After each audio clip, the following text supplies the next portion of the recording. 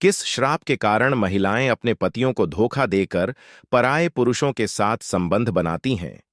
मित्रों, एक समय की बात है। प्राचीन काल में इस धरती पर एक श्राप ऐसा था जिसने स्त्रियों को उनकी मर्यादा से विचलित कर दिया। समय के साथ इस श्राप का प्रभाव कलयुग में सबसे अधिक बढ़ गया। इस श्राप का ही परिणाम है कि आजकल कुछ महिलाएं अपने पतियों के होते हुए भी पराये पुरुषों के साथ संबंध स्थापित करती हैं। समाज में इस प्रकार की घटनाएं बढ़ती जा रही हैं, लेकिन इसके पीछे का कारण वही प्राचीन श्राप है। आज मैं आपको एक ऐसी ही कथा सुनाऊंगा जिससे यह स्पष्ट हो जाएगा कि यह श्राप किस प्रकार से स्त्रियों को अपने पतियों के प्रति धोखा करने के लिए विवश करता है। किसी समय की बात है, एक छोटे से सुंदर गांव माधवनगर में राजा विजयसेन का शासन था। विजयसेन न्यायप्रिय और पराक्रमी राजा थे। एक दिन माता रुक्मिणी ने सोचा कि उन्हें भगवान श्री कृष्ण से इस समस्या के बारे में बात करनी चाहिए। वह इस उलझन में थीं कि आखिर क्यों कुछ महिलाएं अपने पतियों को छोड़कर अन्य पुरुषों के साथ संबंध बना रही हैं। वह जानना चाहती थीं कि इसके पीछे कौन सा कारण या श्राप काम कर रहा है। माता रुक्मिणी ने भगवान श्री कृष्ण से मिलने का निश्चय किया और उनके पास जाकर कहा, प्रभु, जब मैं अपने राज्य में भ्रमण कर रही थी तो मैंने देखा कि कुछ महिलाएं अपने पतियों के होते हुए भी अन्य पुरुषों के साथ संबंध बना रही हैं। यह देखकर मेरे मन में दो प्रश्न उत्पन्न हुए हैं और मैं चाहती हूं कि आप इनका उत्तर दें। भगवान श्री कृष्ण मुस्कुराए और बोले, हे देवी, जो प्रश्न तुम्हारे मन में है वह सत्य ही गंभीर है। मुझे बताओ, मैं तुम्हारे हर प्रश्न का उत्तर दूंगा। माता रुक्मिणी बोलीं, प्रभु, मेरा पहला प्रश्न यह है कि कलयुग की महिलाएं अपने पतियों के होते हुए भी अन्य पुरुषों के साथ संबंध क्यों बनाती हैं? और दूसरा प्रश्न यह है कि जो महिलाएं अपने पतियों के होते हुए भी ऐसा करती हैं, उन्हें नरक में कौन सी सजा मिलती है? भगवान श्री कृष्ण ने रुक्मिणी जी के प्रश्न का उत्तर देते हुए कहा, हे देवी, यह सच है कि कलयुग की स्त्रियां अपने पतियों के होते हुए भी पराये पुरुषों से संबंध बनाती हैं, लेकिन इसके पीछे एक प्राचीन श्राप है जिसे कलयुग की स्त्रियों ने अनजाने में पाया है। रुक्मिणी जी ने भगवान से पूछा, प्रभु, यह कौन सा श्राप है जिसके कारण स्त्रियां अपने पतियों के प्रति निष्ठा छोड़ देती हैं? भगवान श्री कृष्ण ने गंभीर होते हुए कहा, यह श्राप एक पुरानी घटना से जुड़ा हुआ है। सुनो, मैं तुम्हें एक कथा के माध्यम से इस श्राप का कारण बताता हूं। इस कथा को मन लगाकर सुनना, क्योंकि जो स्त्रियां इसे पूरा सुनती हैं वे अपने जीवन में कभी भी पतिव्रता धर्म से विचलित नहीं होती। कल युग के प्रारंभ में माधवनगर नाम के राज्य में राजा विजयसेन नामक एक महान राजा राज्य करते थे। राजा विजयसेन सर्वगुण संपन्न थे, लेकिन उनकी एक बहुत बुरी आदत थी, उन्हें शतरंज खेलने का अत्यधिक शौक था। उसी समय अवंती नामक राज्य में राजा शांतनु का शासन था। राजा शांतनु ने तपस्या करके देवताओं से वरदान के रूप में 4 संतानें प्राप्त की थीं। उनके 3 पुत्र थे, विराज, विभान और विनीत, और एक पुत्री थी जिसका नाम वसुंधरा था। वसुंधरा बहुत अधिक सुंदर तथा गुणवान थी। उस समय राजा विजयसेन और राजा शांतनु के बीच एक अजीब प्रतिस्पर्धा थी। वे अक्सर एक दूसरे को शतरंज में हराने के लिए तरसते रहते थे। एक दिन राजा विजयसेन ने राजा शांतनु को शतरंज खेलने के लिए आमंत्रित किया। दोनों राजाओं के बीच खेल शुरू हुआ और यह खेल कई दिन तक चलता रहा। राजा शांतनु ने खेल में अपनी बुद्धिमानी और कौशल का प्रदर्शन किया, लेकिन राजा विजयसेन भी कम नहीं थे। खेल के दौरान राजा विजयसेन ने अपनी पत्नी वसुंधरा का नाम लिया और कहा, यदि मैं इस खेल में जीत जाता हूं तो मुझे वसुंधरा को अपनी रानी बनाना है। यह सुनकर राजा शांतनु चौंक गए। उन्होंने सोचने के लिए समय मांगा और राजा विजयसेन को कुछ दिनों का समय दिया। राजा शांतनु ने अपनी पुत्री वसुंधरा से इस खेल के बारे में बात की। वसुंधरा ने कहा, पिताजी, मैं विजयसेन के साथ नहीं जाना चाहती। मैं अपने पति के प्रति निष्ठा रखूंगी। लेकिन राजा शांतनु ने सोचा कि यह उनके राज्य की प्रतिष्ठा का मामला है, इसलिए उन्होंने वसुंधरा की बात को अनसुना कर दिया। इस तरह राजा विजयसेन ने शतरंज में विजय प्राप्त की और वसुंधरा को अपने महल ले आए। लेकिन वसुंधरा ने अपने पति को धोखा नहीं दिया। वह अपने पति के प्रति सच्ची और समर्पित रही। हालांकि राजा विजयसेन ने उसे अपने राज्य में रखा और धीरे धीरे उस पर अपनी ताकत का प्रयोग करने लगे। वहां से धीरे धीरे एक श्राप फैलने लगा, जिसमें यह कहा गया कि जो स्त्रियां अपने पतियों के प्रति निष्ठा नहीं रखेंगी वे हमेशा पराइयों की ओर आकर्षित होंगी। यही श्राप आगे चलकर कलयुग की स्त्रियों को प्रभावित करने लगा। इस प्रकार वह श्राप आज भी कलयुग की महिलाओं के जीवन में प्रभाव डालता है। लेकिन ध्यान रखना रुक्मिणी जी, जो स्त्रियां इस कथा को अंत तक सुनेंगी वे कभी भी पतिव्रता धर्म से भटकेंगी नहीं। इस प्रकार भगवान श्री कृष्ण ने रुक्मिणी जी को समझाया कि श्राप का प्रभाव और पतिव्रता धर्म की रक्षा कैसे की जा सकती है। इस कथा से रुक्मिणी जी को यह स्पष्ट हो गया कि सच्चे प्रेम और निष्ठा के साथ जीने से ही महिलाएं अपने पतियों के प्रति सच्ची रहेंगी। और वसुंधरा बहुत अधिक सुंदर तथा गुणवान थी। उस समय दमयंती एक अत्यंत सुंदर और बुद्धिमान कन्या थी। उसकी सुंदरता पूरे तीनों लोकों में प्रसिद्ध थी। माधवनगर में, जहां राजा विजयसेन का शासन था, हर कोई उसकी खूबसूरती और गुणों की तारीफ करता था। एक दिन जब राजा विजयसेन अपने महल के बगीचे में टहल रहे थे, उनकी नजर खेलते हुए कुछ हंसों पर पड़ी। उनमें से एक हंस इतना आकर्षक था कि उसकी सुंदरता ने राजा का मन मोह लिया। राजा ने उस हंस को पकड़ने की कोशिश की और जैसे ही उन्होंने उसे पकड़ा, हंस ने कहा, हे राजन, यदि आप मुझे छोड़ देंगे तो मैं दमयंती नामक एक अद्वितीय सुंदरता के पास जाकर आपके गुणों का ऐसा वर्णन करूंगा कि वह आपसे प्रेम करने लगेगी। राजा विजयसेन ने हंस की बात सुनकर सोचा, यदि दमयंती मुझसे विवाह कर ले तो यह मेरे लिए कितनी सुखद बात होगी। उन्होंने तुरंत हंस को छोड़ दिया और वह हंस उड़कर दमयंती के उद्यान में चला गया। वहीं दमयंती ने हंसों को अपने बगीचे में खेलते हुए देखा। वह भी उन हंसों को पकड़ने के लिए गई। जैसे ही उसने उस हंस को पकड़ा, हंस ने कहा, हे रानी दमयंती, माधवनगर में एक विजयसेन नाम के राजा रहते हैं, जो अपनी सुंदरता में अद्वितीय हैं। ऐसा लगता है मानो वह साक्षात प्रेम के देवता का रूप हों। दमयंती ने उत्सुकता से पूछा, क्या वह सच में इतने सुंदर हैं? हंस ने मुस्कुराते हुए कहा, हां रानी, और यदि आप उनसे विवाह कर लेंगी तो आपका जीवन सफल हो जाएगा। राजकुमारी दमयंती के मन में राजा विजयसेन के प्रति गहरी आकर्षण और प्रेम का भाव जागृत हो गया। उस हंस की बातों को सुनकर उसे यह समझ में आया कि यदि वह राजा विजयसेन से विवाह करती है तो उसका जीवन सुखमय होगा। जैसे सभी स्त्रियों में दमयंती सबसे सुंदर मानी जाती थी, उसी प्रकार राजा विजयसेन भी सभी पुरुषों में सर्वश्रेष्ठ थे। इसीलिए उनकी जोड़ी उत्तम रहेगी। दमयंती ने उस हंस से कहा, प्रिय हंस, तुम राजा विजयसेन तक मेरा प्रेम संदेशा अवश्य पहुंचा दो।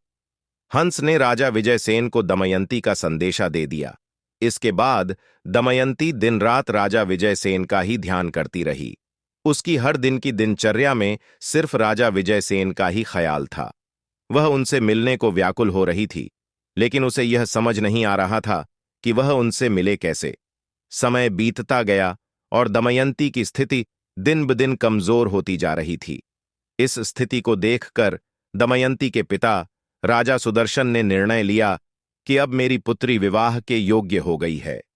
उन्होंने अपनी पुत्री दमयंती के स्वयंवर का आयोजन करने का निश्चय किया और सभी देशों के राजाओं को निमंत्रण भेजा। स्वयंवर का निमंत्रण मिलने के बाद सभी राजा वहां पहुंचने लगे। देवर्षि नारद ने सभी देवताओं को भी दमयंती के स्वयंवर का समाचार दिया। इस सूचना पर देवेश ने भी स्वयंवर में भाग लेने का निर्णय लिया और राजा विजयसेन को भी संदेश भेजा। राजा विजयसेन भी तुरंत ही दमयंती के स्वयंवर के लिए चल पड़े। राजा विजयसेन के सुंदर रूप को देखकर देवताओं ने रास्ते में ही अपने विमान को रोका और उनके पास गए। देवेश ने राजा विजयसेन से कहा, हे राजन, आप अत्यंत सुंदर और गुणवान हैं। कृपया आप राजकुमारी दमयंती के स्वयंवर में राजा बनकर नहीं, बल्कि हम लोगों के दूत बनकर चलिए। देवता वरुण, अग्नि, कुबेर और यम आपके पास आकर आपसे विवाह करना चाहते हैं। इनमें से आप किसी एक को चुन लें। राजा विजयसेन ने कहा, हे प्रभु, मैं एक दूत बनकर वहां कैसे जा सकता हूं? जबकि मेरा और आप लोगों का वहां जाने का उद्देश्य एक ही है। मुझे भी राजकुमारी दमयंती से विवाह करना है। देवेश ने कहा, हे विजयसेन, तुम हमारा कैसे टाल सकते हो? यदि तुमने हमारी बात नहीं मानी तो तुम्हारे साथ बुरा होगा। यह सुनकर राजा विजयसेन देवताओं के दूत बनने के लिए तैयार हो गए। राजा विजयसेन ने देवताओं की आज्ञा से राजमहल में प्रवेश किया। वहां पहुंचते ही दमयंती और उसकी सहेलियां उनके सुंदर रूप को देखकर मंत्रमुग्ध हो गईं। वे शर्म के मारे कुछ नहीं बोल पा रही थीं। एक समय की बात है जब राजा विजयसेन अपने राजमहल में रहते थे। उनकी ख्याति केवल उनकी शक्ति और समृद्धि के लिए नहीं, बल्कि उनके अच्छे दिल और न्यायप्रियता के लिए भी थी। एक दिन राजा विजयसेन ने सुना कि राजकुमारी दमयंती, राजा सुदर्शन की बेटी, का स्वयंवर आयोजित होने वाला है। वह दमयंती की सुंदरता और गुणों से मोहित थे और उन्होंने ठान लिया कि वे इस स्वयंवर में भाग लेंगे। स्वयंवर का संदेश। राजकुमारी दमयंती एक बेहद सुंदर और बुद्धिमान राजकुमारी थीं। उन्हें देवताओं के प्रति गहरी आस्था थी। एक दिन जब स्वयंवर का दिन नजदीक आ रहा था, तब राजा विजयसेन ने राजा सुदर्शन के पास संदेश भेजा। तब राजा विजयसेन ने राजकुमारी दमयंती से कहा, मैं यहां देवताओं का दूत बनकर आया हूं। इसीलिए हे राजकुमारी दमयंती, स्वर्ग के देवता देवेश तुमसे विवाह करना चाहते हैं। तुम किसी भी एक देवता को चुन लो और उनसे विवाह कर लो। मैं यही संदेश देने आया हूं। आज मैं कोई राजा बनकर तुम्हारे पास नहीं आया हूं, बल्कि आज मैं यहां एक दूत बनकर आया हूं। दमयंती एक अत्यंत सुंदर और बुद्धिमान कन्या थी। उसकी सुंदरता पूरे तीनों लोकों में प्रसिद्ध थी। माधवनगर में, जहां राजा विजयसेन का शासन था, हर कोई उसकी खूबसूरती और गुणों की तारीफ करता था। एक दिन जब राजा विजयसेन अपने महल के बगीचे में टहल रहे थे, उनकी नजर खेलते हुए कुछ हंसों पर पड़ी। उनमें से एक हंस इतना आकर्षक था कि उसकी सुंदरता ने राजा का मन मोह लिया। राजा ने उस हंस को पकड़ने की कोशिश की और जैसे ही उन्होंने उसे पकड़ा, हंस ने कहा, हे राजन, अगर आप मुझे छोड़ देंगे तो मैं दमयंती नामक एक अद्वितीय सुंदरता के पास जाकर आपके गुणों का ऐसा वर्णन करूंगा कि वह आपसे प्रेम करने लगेगी। राजा विजयसेन ने हंस की बात सुनकर सोचा, यदि दमयंती मुझसे विवाह कर ले तो यह मेरे लिए कितनी सुखद बात होगी। उन्होंने तुरंत हंस को छोड़ दिया और वह हंस उड़कर दमयंती के उद्यान में चला गया। वहीं दमयंती ने हंसों को अपने बगीचे में खेलते हुए देखा। वह भी उन हंसों को पकड़ने के लिए गई। जैसे ही उसने उस हंस को पकड़ा, हंस ने कहा, हे रानी दमयंती, माधवनगर में एक विजयसेन नाम के राजा रहते हैं जो अपनी सुंदरता में अद्वितीय हैं। ऐसा लगता है मानो वह साक्षात कामदेव का रूप हों। दमयंती ने उत्सुकता से पूछा, क्या वह सच में इतने सुंदर हैं?